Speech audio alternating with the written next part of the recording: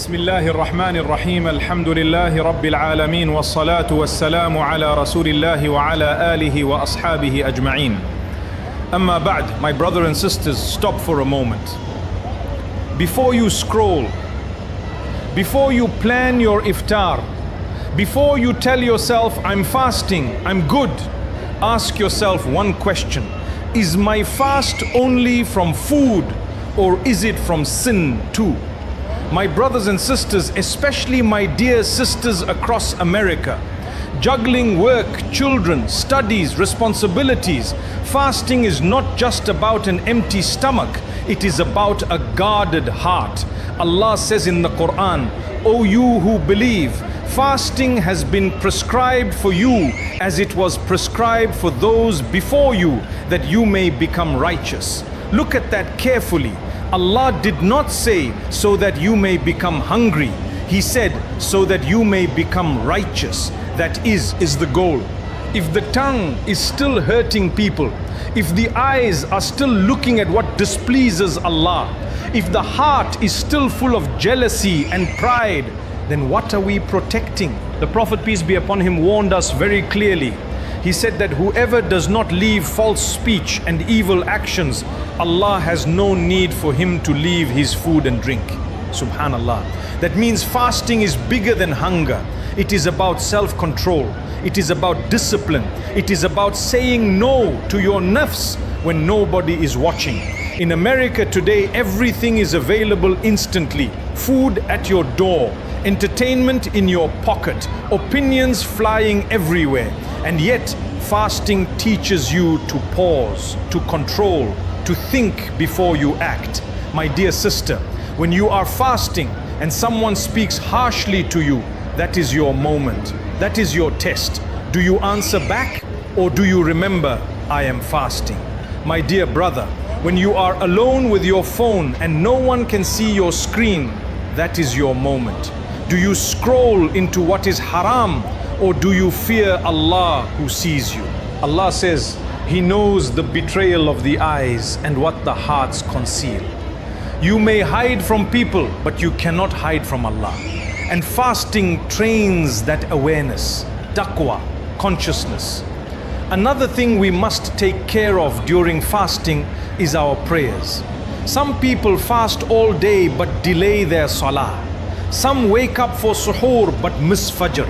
My beloved brothers and sisters, the prayer is more important than the fast.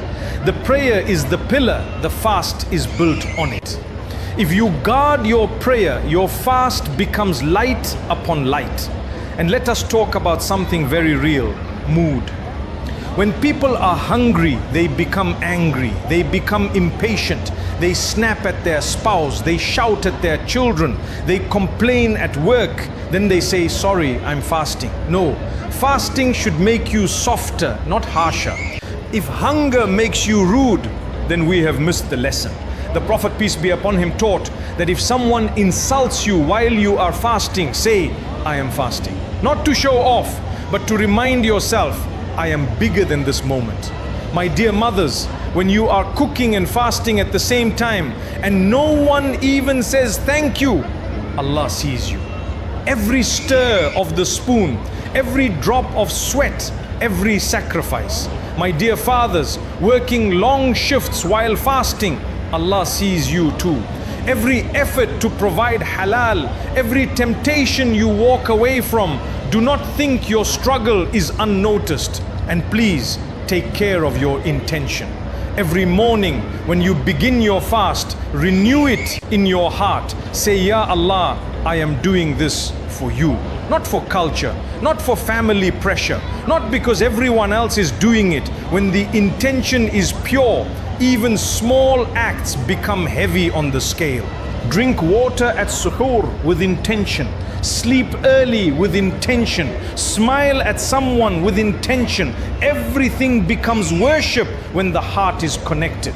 And remember something very powerful. Fasting is a secret between you and Allah. Prayer can be seen.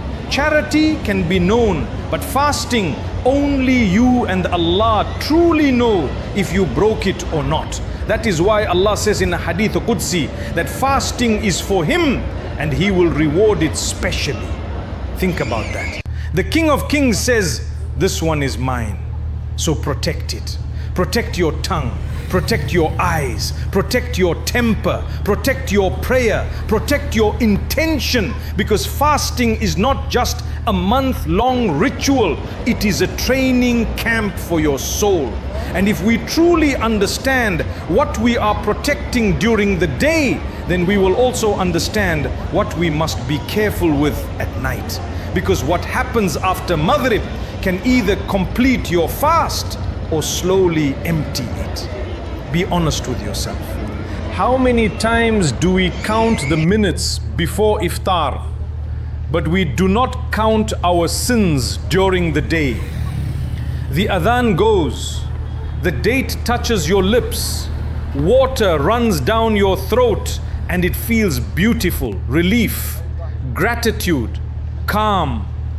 That moment is a gift. But what do we do next? Do we remember Allah, or do we rush straight into overeating, laughing loudly, scrolling endlessly, forgetting the one who fed us? Bismillahir Rahmanir Rahim. Alhamdulillahi Rabbil Alameen, wassalatu wassalamu ala Rasulillahi wa ala alihi wa ashabihi ajma'een. Amma ba'd.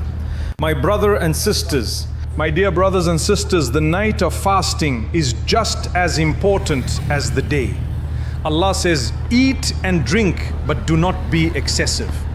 Look at our tables sometimes. Food for 10 people, only 4 sitting. Plates overflowing, and then we complain that we feel lazy for Isha. Too full for Taraweeh. Fasting was meant to break your attachment to food, not make you obsessed with it after sunset.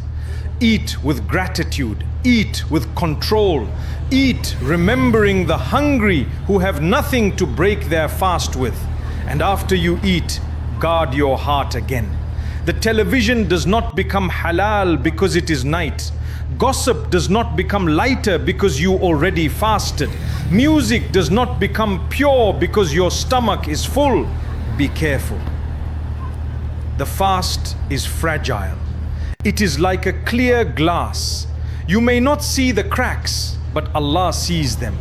And let me speak especially to the sisters who carry so much quietly. You cook, you clean, you prepare the table, you make sure everyone eats first. And sometimes you are too tired to stand long in prayer. Do not think Allah ignores that.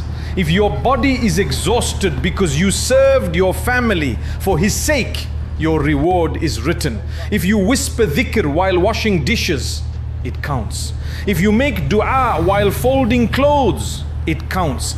Allah is not looking for perfection. He is looking for sincerity. And my brothers, do not let Ramadan be the only time you act like a believer. If you lower your gaze in Ramadan, why not after?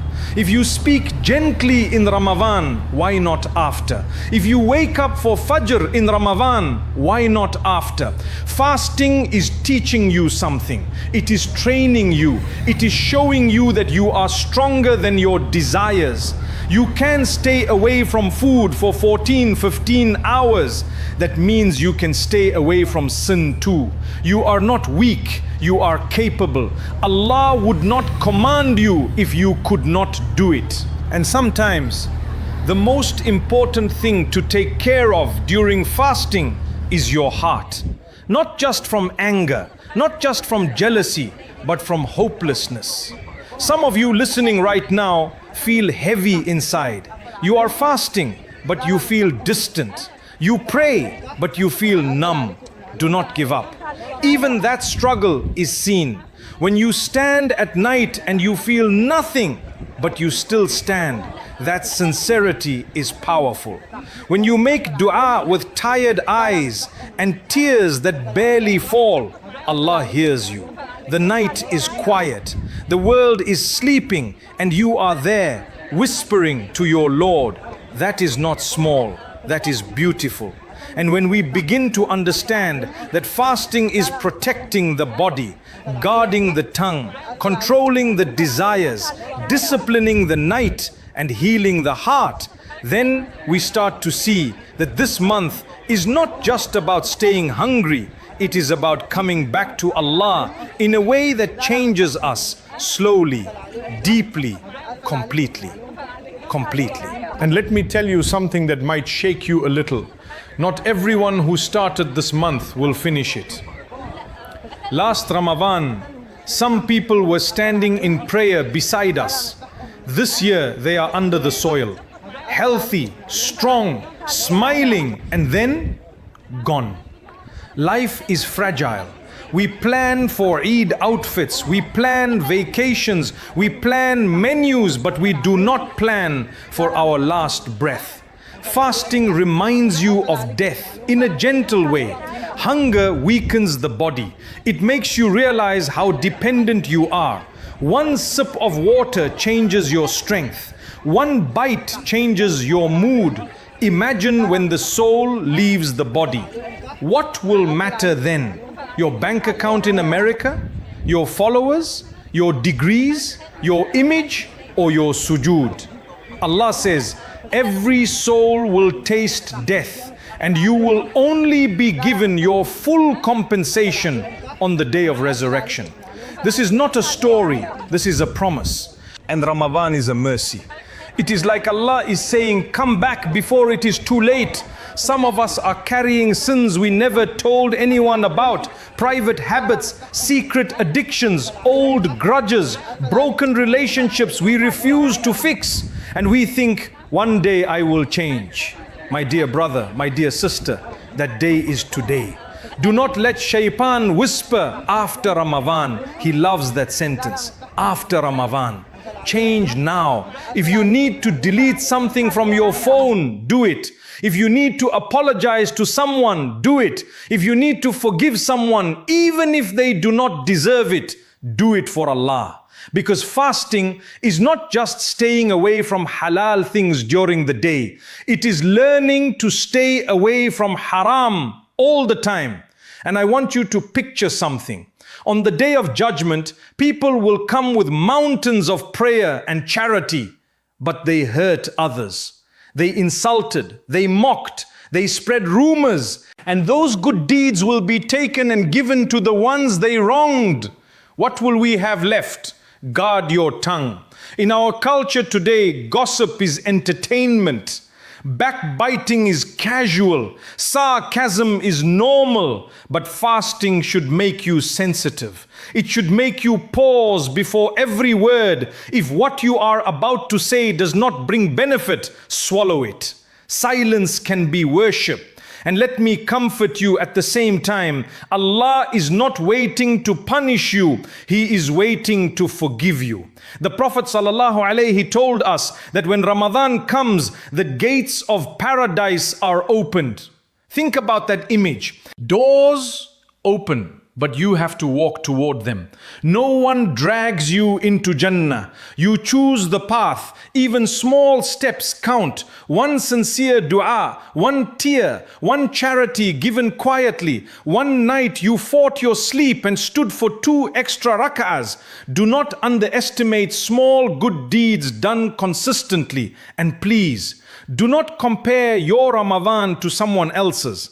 Maybe she finishes the Quran 3 times. Maybe he stands all night in prayer. That is their journey. Focus on yours. Focus on improving one thing, just one. Because if this Ramadan ends and you are exactly the same person you were before, then we have lost something precious. And that thought alone should make us hold tighter to these days and nights and ask ourselves what we are still holding on to that is holding us back. That is holding us back. Wallahi, sometimes what is holding you back is not a big sin. It is a hard heart. It is pride. It is that sentence inside you that says, I'm fine, I don't need to change. But you do, and I do. We all do. My heart breaks when I see people fasting all day, but refusing to forgive someone for years. brothers not speaking to brothers, sisters blocking sisters, children cutting off parents, parents cutting off children, and we stand in salah saying, "Oh Allah, forgive me." How can we ask Allah to forgive us while we refuse to forgive His servants? Listen carefully. You are not forgiving them because they deserve it. You forgive because you want Allah to forgive you. Let it go. Yes, they hurt you. Yes, they disappointed you. Yes, they were wrong. But holding anger is like drinking poison and expecting the other person to suffer. Release it for your own heart, for your own akhirah. And if you have wronged someone, do not delay. Send the message, make the call, say the words, "I'm sorry." Your ego will fight you, your pride will burn, but your soul will breathe. Ramadan is not about being perfect, it is about being honest. Honest with Allah. Tell Him, "Ya Allah, I am weak." Tell Him, "Ya Allah, I keep falling." Tell Him, "Ya Allah, I am ashamed." Do you think He will turn you away? Allah says, "O my servants who have transgressed against themselves, do not despair of the mercy of Allah. Indeed, Allah forgives all sins." All sins, not small ones only, all, but you have to turn back. And turning back is not complicated. It is a tear. It is a whisper in the dark. It is putting your forehead on the ground and staying there a little longer. Even if you do not know what to say, just stay there. Let your heart speak. Some of you feel like you have gone too far, too many mistakes, too many years wasted. Listen to me carefully. As long as you are breathing, it is not too late. Shaitan wants you to feel hopeless. Allah wants you to feel hopeful. Trust Him more. When you fast, you trust Him to feed you at Maghrib. When you give charity, you trust Him to replace it. When you lower your gaze, you trust Him to protect your heart. So trust Him with your future too. Trust Him with your marriage. Trust Him with your children. Trust Him with your loneliness. Trust Him with your fears. And keep coming back every day. Even if you fall again, come back again. Because the believer is not the one who never falls. The believer is the one who keeps returning. And I say this with love. Do not let this Ramadan pass like the others. Do not let it be just another month of hunger and tired nights. Let it be the month you finally surrender, the month you soften, the month you stop pretending, the month you choose Allah over your ego. Because there will come a day when fasting is no longer an option for you, when repentance is no longer available, when the door you keep delaying to knock on is no longer open, and on that day you will wish for just one more Ramadan, one more sujood, one more chance to say, "Ya Allah, I am sorry." One more chance, one more night, one more breath to fix what we broke.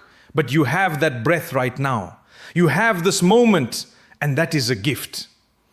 My dear brothers and sisters, especially those of you trying so hard while living in a world that pulls you in every direction, hold on to Allah tightly.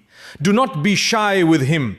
Talk to Him in your car. Talk to Him while walking into work. Talk to Him while putting your children to sleep. He is closer to you than anyone else. He knows the thoughts you never say out loud. He knows the tears you wipe quickly so no one sees. And He is more merciful to you than your own mother. So return to Him fully.